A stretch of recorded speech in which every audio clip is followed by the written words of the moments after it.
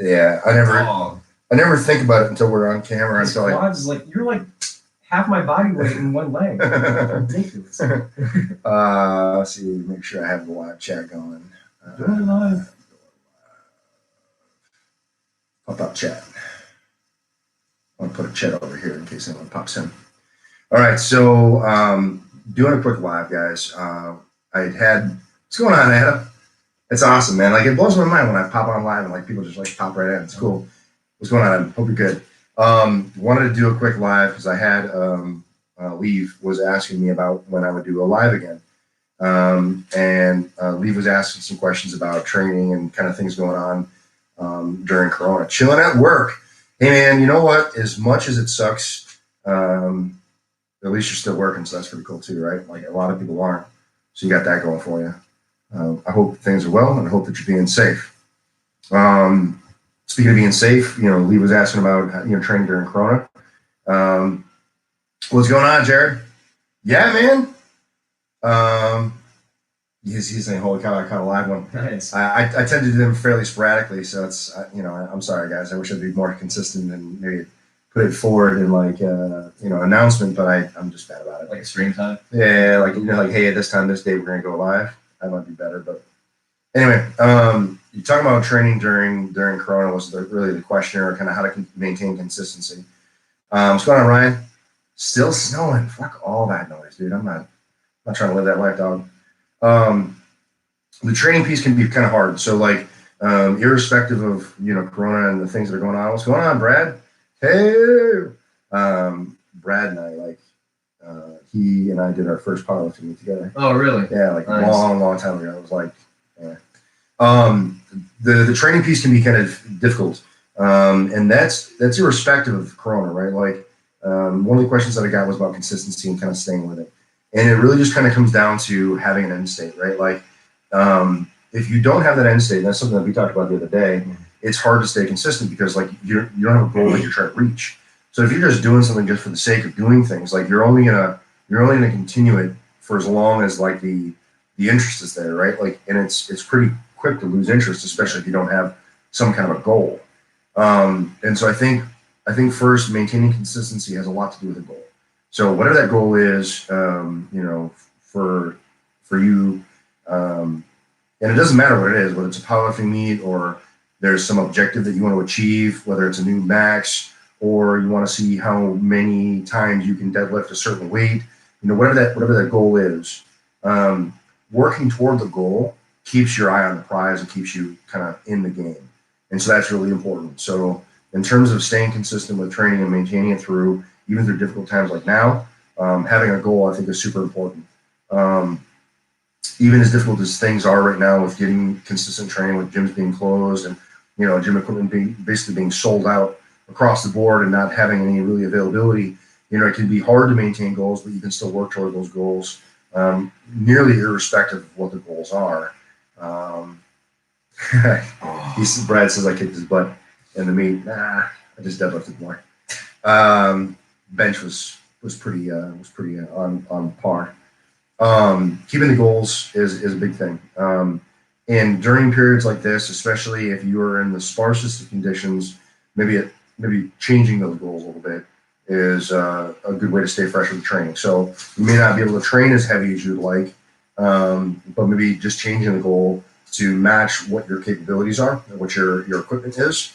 It might be a good way to keep things fresh for you during this period of time, and keep that interest level in. You could also turn in things into kind of a challenge. So obviously when things are more social, they can be a little bit better, in terms of consistency. So other people can get you into training as well. So like today, for example, Dan came over to deadlift, and today I really did not feel like training at all. Yeah. And just by virtue of the fact that I had someone with me that was like eager to train, it brought me into the mind frame to get the work done, and we were able to get the training done today. So making things more social can also help you maintain consistency and continue to push towards your goals. So I know that there are, no problem, Peter. I know that there are a number of people out there that are like looking for different ways to keep things fresh, keep things interesting, stay consistent with their training. There are apps and things that are available that you might be able to look into that would keep those kind of like social challenges going. And you might be able to find ways to keep training fresh and interesting during this period of time by utilizing some of those the social media apps and finding different challenges again just to keep things fresh. But I think the number one way to keep training consistent is to stay with a goal. Have some long-term goal that you're looking to achieve, and that'll give you something to work toward. What other kind of questions did we have? It was about the training. I'm trying to go back to Lee's question specifically. It was something about like getting dizzy when you lift heavy, being consistent. Oh man, so I find, and I don't know if this applies for Lee or for anyone else, but I find that a lot of times when I lift, I can get myself kind of dizzy and feel a little weird too. That I found has more to do with kind of like blood sugar. So I don't like to train on a full stomach because then I feel bloated and like blah. So I often train with an empty stomach, but I find that my blood sugar suffers. So a lot of times I'll suck on Jolly Ranchers. So that's why the Jolly Ranchers are in the garage. So while I'm training, oftentimes I'll have a Jolly Rancher or something like candy in my mouth just to give me a little spike of sugar to kind of keep me there until I can finish the workout and then get some food.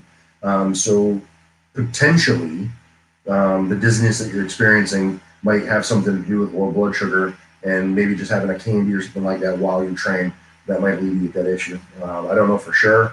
I'm not a doctor. So, if you have more significant medical issues, then obviously seek medical advice. But just off the cuff, that would be something that I would recommend trying and see if it made any difference. I think it also might. Ryan's got a question for you specific. What's up? And if you guys have questions, please jump in. Dan. Yes. What made you walk up to a 300-pound plus dude who's moving big weights and think you should try to train with him? Was there intimidation factor? All right. It wasn't actually me walking up to him. It was, I guess you could say it was fate, more or less, because he saw me working out in 7th group gym and saw that I sucked at squatting. That was a big thing. Those are your words, not mine. No, it's a fact. It's a fact. There's a video to prove it. He walked up, he started giving me advice. I was being receptive, and I ended up watching a lot of his videos. He was you were friends with Z, right? And then you came back from Korea, and we happened to be in the same group, right? So it wasn't so much me wanting to work out with him, because I do. I love working out with Brad. But it was kind of just like, he walked over me, I was receptive, and it started there. But he's always giving me tips to make me better, because like he told me about my bracing thing. It always helps my squat. Minor tips and tricks for different lifts. So. Yeah, I think in terms of the catalyst for us being in a train, the initial conversation, Ryan, it wasn't Dan coming up to me and asking me anything in specific. It was I just happened to see him, and so I approached him and was like, "Hey man, like I don't normally like to give unsolicited advice, so I just approached him and was like, hey man, you mind if I give you a few tips?" And he was like, "Yeah, absolutely." So then, they kind of told me he was receptive and interested in learning. So then I worked with him a little bit, gave him some ideas.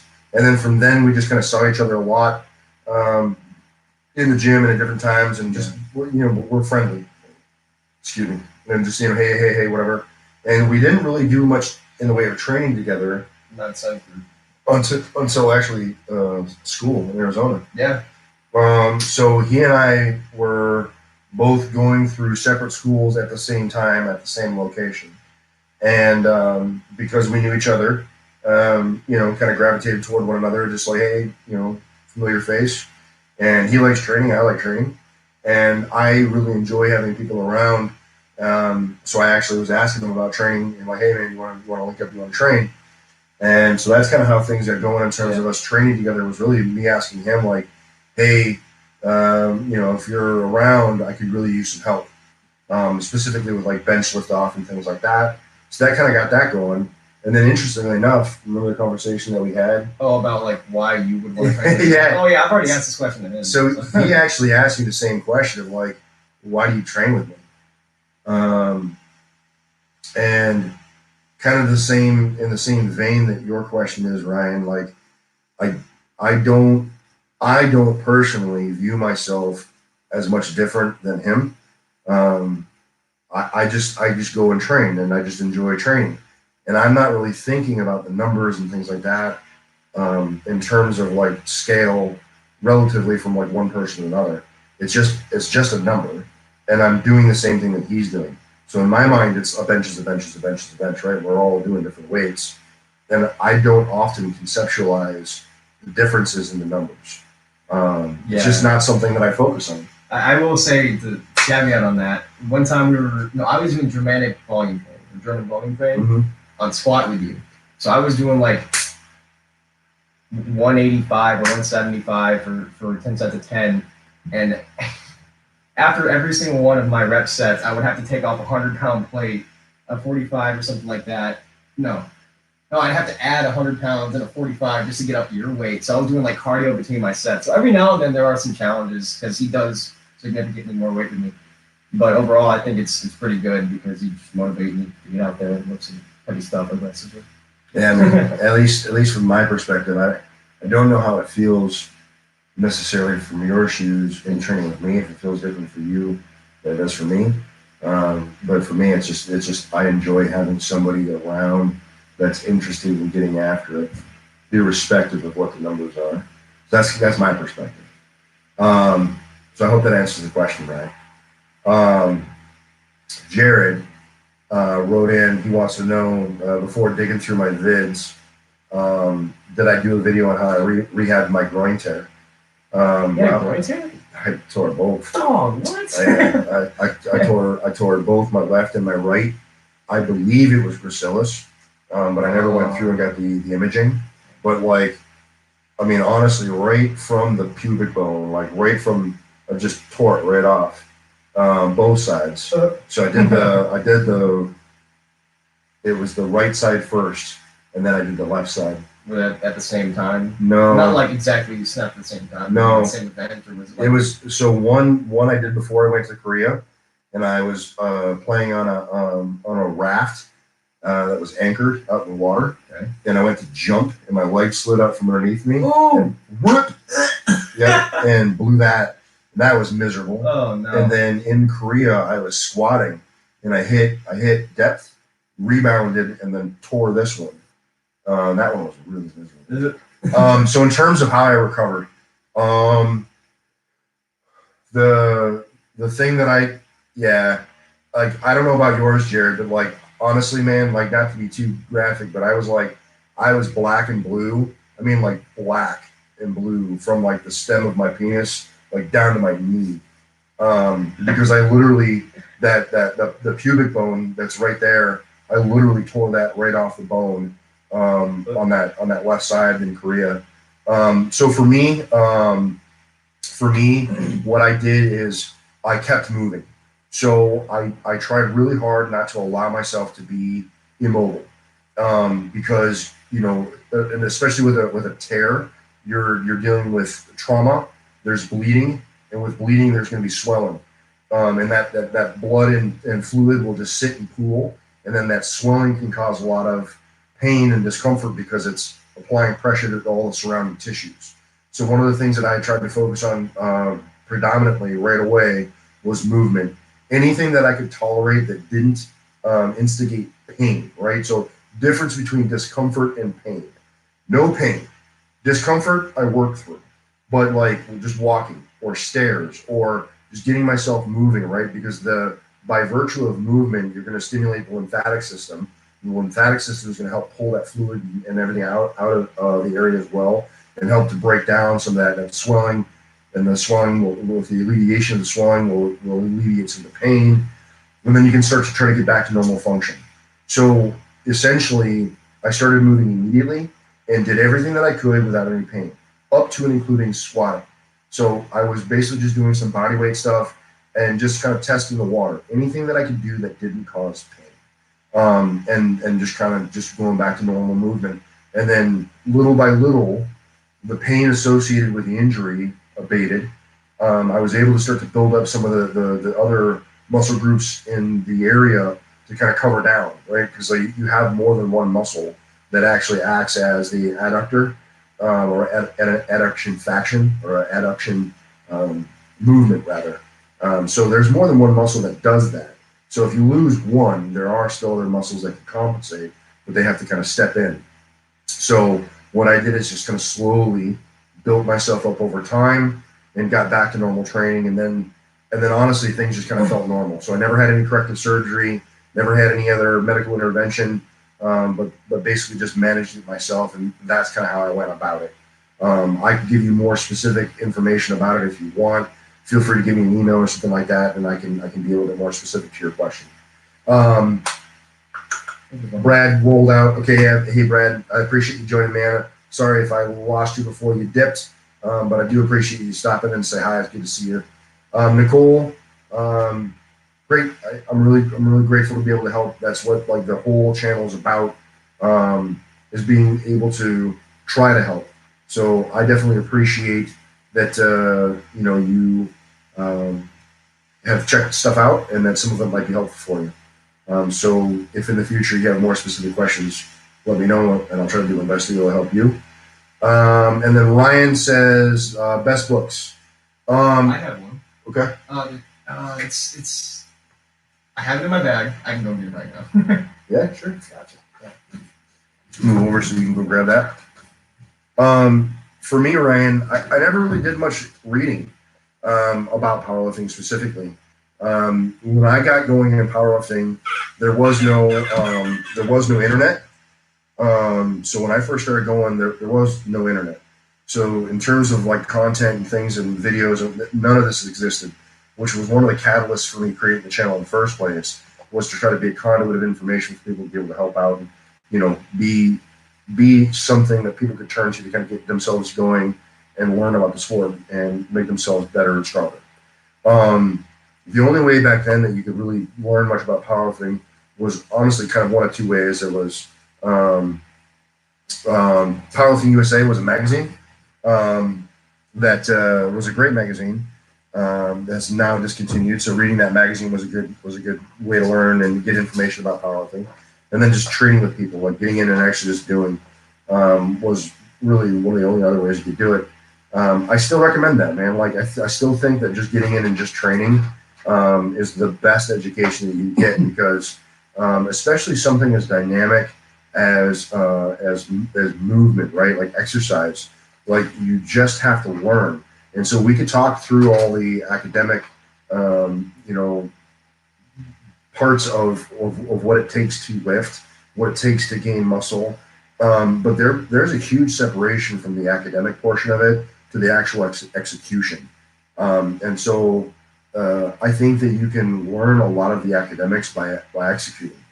Now, having said that, in terms of stuff that's out about now, there are some really great materials that are available. I know that like one of the ways that I think that's what you did. I was actually going to mention that's funny. You have it right in your hand. You can show the people's. What I was actually just about to mention was Juggernaut. So Chad Wesley Smith, he's got his Juggernaut system. It's just a way of approaching powerlifting and training in general.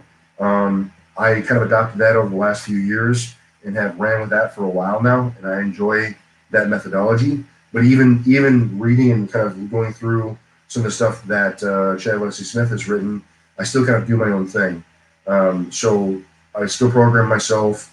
I still do, kind of what I want to do. But I've learned to do that over years and years and years of lifting. And I think really honestly, time just gives you a lot of experience. One thing that I see as a problem in terms of training with folks is they get too married to a system, right? Like I do Juggernaut, or I do West Side, or I do this, or I do that. And I think for most people, the system of training that you choose to elect is really like immaterial. Because especially as a newer lifter, like more of a novice, like you can do nearly anything, and you'll see some positive return. Is it going to be the best possible return, that you could possibly get? Maybe not. But there's no way that you're ever really going to know that. So the best thing that you can do is just find something that fits your lifestyle and is something that you'll be willing to stick with. Because the training programs that work are the ones that you will abide by. I could write you the most amazing program ever, but if you don't stick to the program and you don't follow through and execute, it's not going to work, right? So, and if you don't enjoy it, you're not going to stick with it. So, program wise, reading wise, and how you approach powerlifting, the biggest thing is just to enjoy what you do, and everything else will come. I know that that's not necessarily a super helpful answer to the question that you asked, but I think it's a broader mindset to what it is that maybe you're looking at, and I hope that that helps. So Ryan, come back on net and let me know if that answers the question. You can also find this in PDF format online. Yeah. You can download it straight up and read it. Yeah, and there's others like 531. Yeah. There's West Side. There's a lot of different training programs, but essentially it all comes down to pick up heavy things repeatedly over time, and you're gonna get bigger and stronger. Okay, let's see. Go back here. We have Poster Child. How do you find a powerlifting mentor? In addition to you, that is. Appreciate it, man. For me, when I did it, I went to my local gym. I found the dudes that powerlifted, and I asked if I could hang out with them. I asked if I could start training or whatever. I did kind of an assessment period with those guys, and got to be friends with them, and that's kind of how I learned. I think the biggest thing is just finding somebody that you can talk to, somebody that does it, and somebody that you respect, because you need to be able to have somebody that you can talk to. So it doesn't matter if you take somebody like the best powerlifter in the world or in history. A lot of people would point to Eddie Cohn. Eddie Cohn's an amazing person. I've never met him, but I've heard over and over and over and over again about how great of a person he really is. So my point is it doesn't matter if your powerlifting mentor is the greatest powerlifter that ever walked the earth. If they're not personable and you can't get along with them, they're not going to provide much for you, right? Because it makes communicating with them suck. So you want to have somebody that you can communicate with. You want to have somebody that you respect. More than likely, it's going to be somebody that's stronger than you, because I think you have a lot more to learn from somebody who's further along in the game than you are. And I think those are probably the big things. So anyone that fits those things could be your powerlifting mentor. I hope that helps Poster Child. Caleb, what's going on, man? Thanks for joining us. Hi, back to you. Adam, running a program leading up to my first meet that was canceled definitely helped a ton. Adam, that's awesome. I know that we talked about maybe getting together and doing something a bit more specific. So we can look at that, and we just have to figure out, a mark on the wall in the future of when you might be able to compete again. I know that that's kind of up in the air right now with how unknown things are for the future in terms of when things will kind of get back to some sense of normal. But if you want to work toward a meet in the future, let me know, and we can try to work together on a more specific program for you. But I definitely appreciate the kind words that the program I put out was helpful, because that was very much the intent to be able to help you. Ryan definitely helped. I've read Juggernaut, great book. What helps you flip the mental switch? What do you mean the mental switch? Give me a little bit more specificity with what you mean there, in terms of for a specific lift or what? Jared, opinions on RIP. So for starting strength, I'll be honest. Initially, I was really negative on RIP and really negative on starting strength because of how boxed in they are with. I don't know if you're familiar with starting strength at all. I'm really not. But how boxed in they are, because when you do starting strength, it's their way. You squat their way, you do things their way. And there is no outside of their way. It's their way or it. I genuinely believe that there is no one size fits all solution for anything that has anything to do with the human condition, right? So how I squat is going to be different than how Dan squats. It's going to be different I don't think it's great to say that there's just one way to squat. However, I have grown an appreciation for RIP and for starting strength, because what they do a great job of is getting people in and getting people moving. And so they give you some baseline to say, hey, this is how you do this, go forth. And I think that that's great. So getting people into sport, getting people lifting, putting a bar on their back and getting a barbell in their hands, I think is really, really great. I think he's kind of a curmudgeon. I think he's very abrasive. I've seen some of his stuff. He can be very funny. But I would immediately tune him out, because I just don't like his presentation. Posters, this actually, I got 10 minutes. you got 10 minutes. 10 All right, minutes. we're gonna close this down in 5. So if you guys have questions, you want to get in now.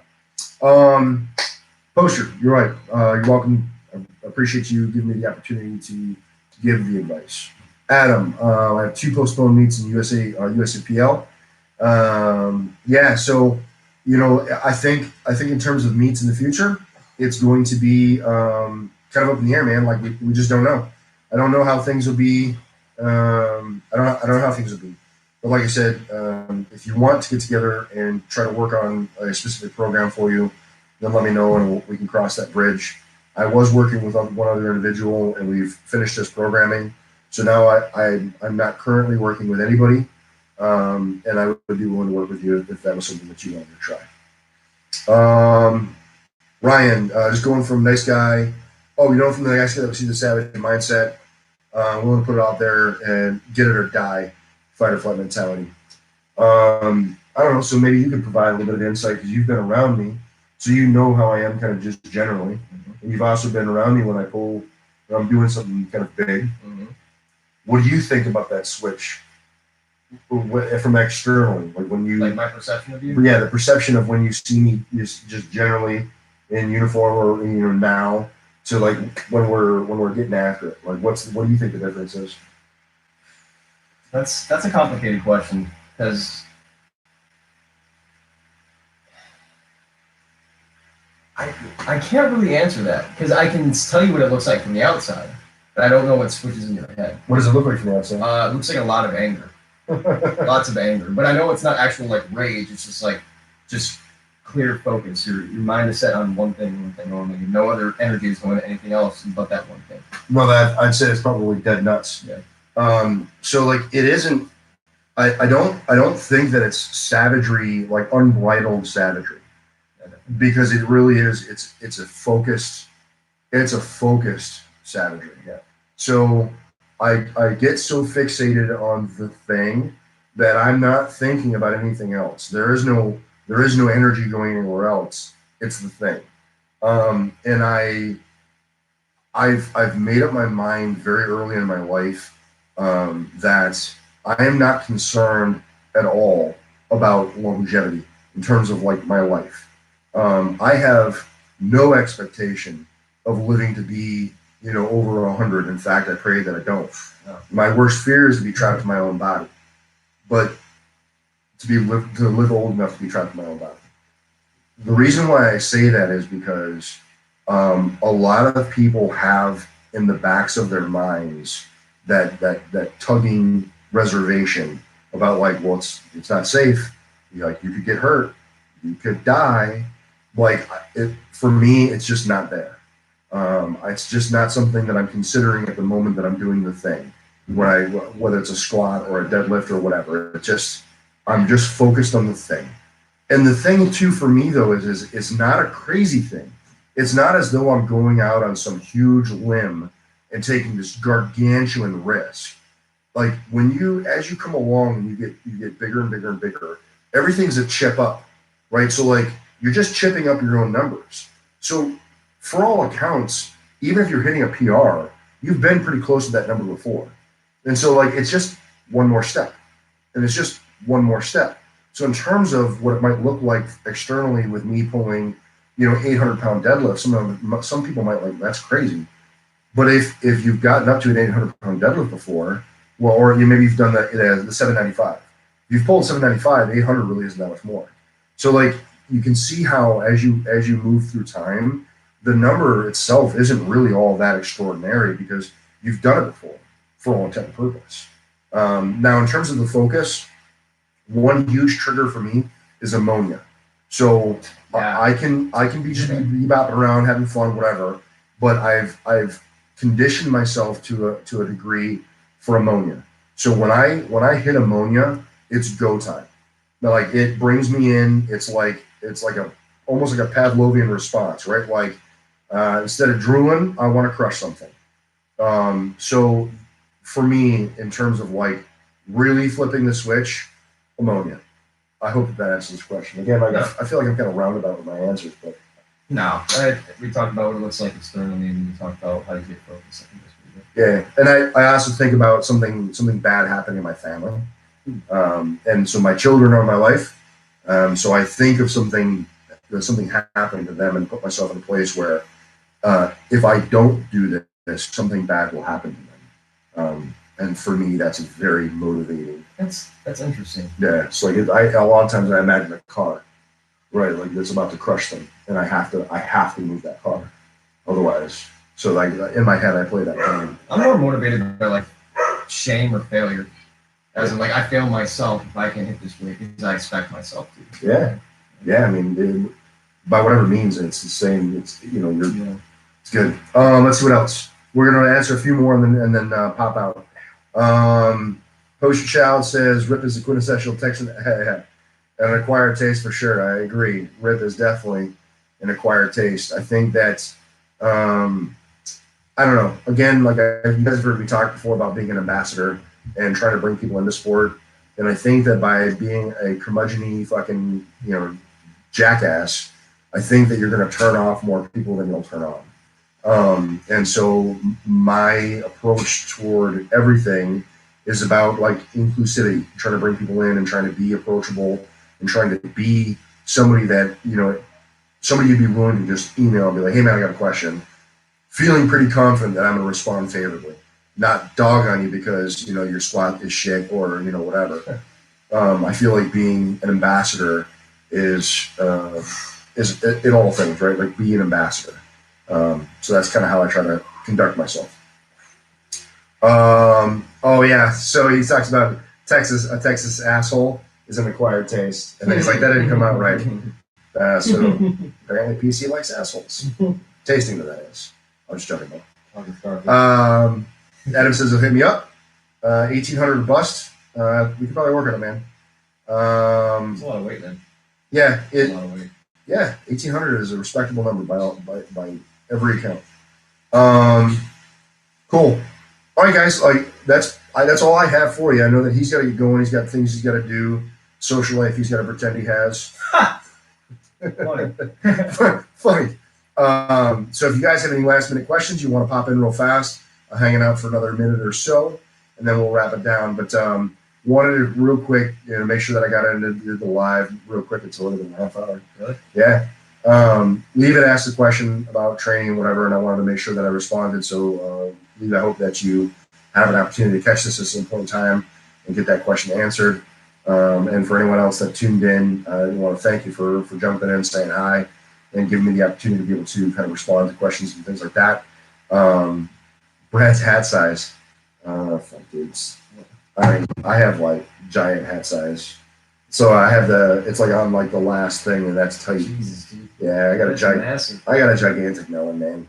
But Massive. right, so that's why my head is the size it's always been, right? Like I just got a huge cranium.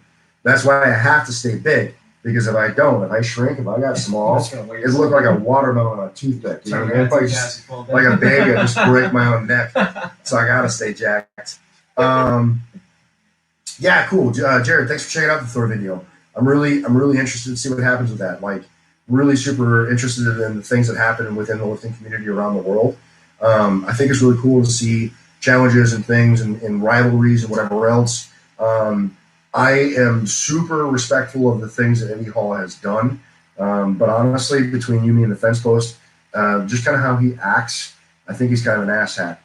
But that's kind of his nature, right? Like, that's just kind of who he is in terms of like the shit talking and the ribbing and the whatever. I'm sure beyond all that, he'd be probably a great guy.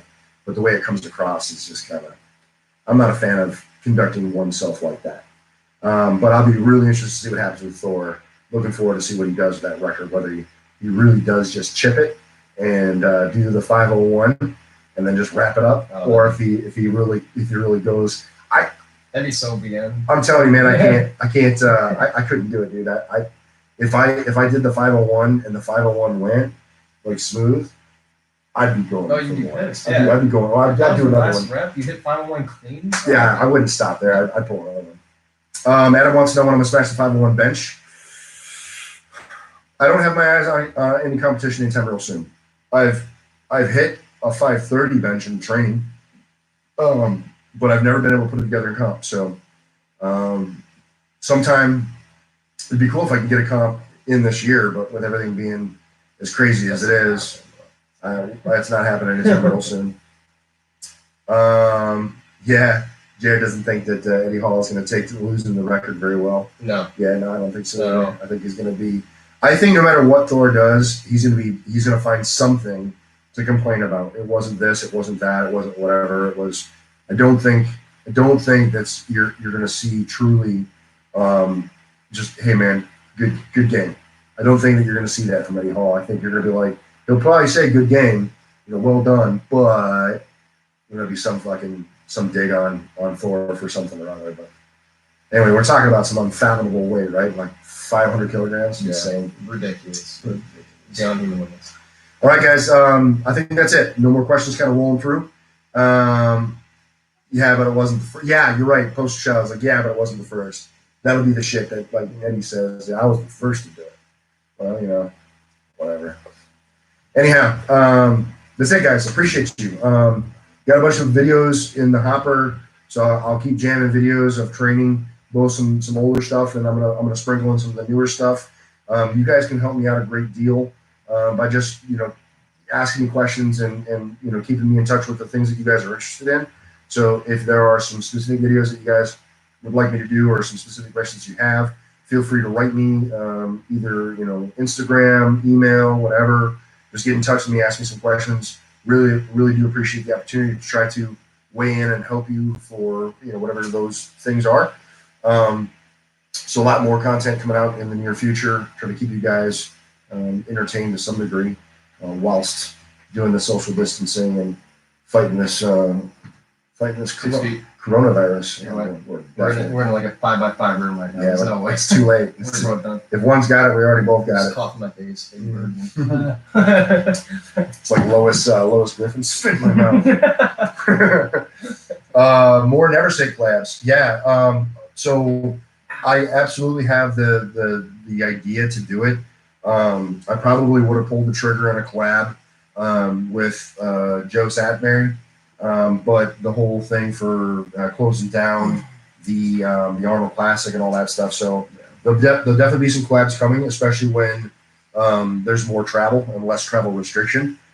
So that stuff will be coming in the future as well. Oh, Yeah, and a whip cracks in the distance.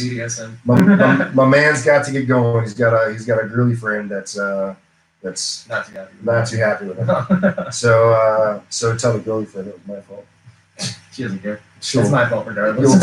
It's always my fault. Totally get off the hook. Yeah, okay. Never even tried that before. All right, that's it, guys. Appreciate you guys tuning in and checking out. Hour from Lions Den. All right, cool. Well, I'll make it known. I'm definitely going to be going to the Lions Den at some point. I'd like to try to do it this year if I can. So before I roll anywhere, I'll definitely make it known so that if I happen to be rolling somewhere where you guys are, then, I'm definitely open to linking up or, whatever. So, yeah. Appreciate you guys. Thanks for always, supporting me in the channel. Keep the questions coming, and we'll see you guys in the next video. Peace. Namaste. Sick.